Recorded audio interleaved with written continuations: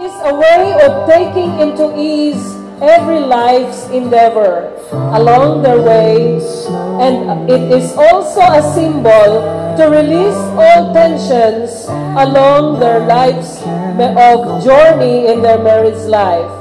And of course, for both of them to be full of years of loving forever. Ayan. Okay? So, yung photographer, yan. Pagkikisin yung dalawa yan, Aris and Ingrid. Come on, yan.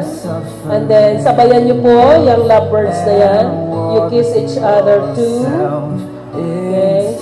And then, ayan, ipalipad nyo na po. That is symbol of togetherness and orderliness. Palakpakan po natin. Yan. Okay. Yan. So, pwede na po kayong umupo ulit. Yan.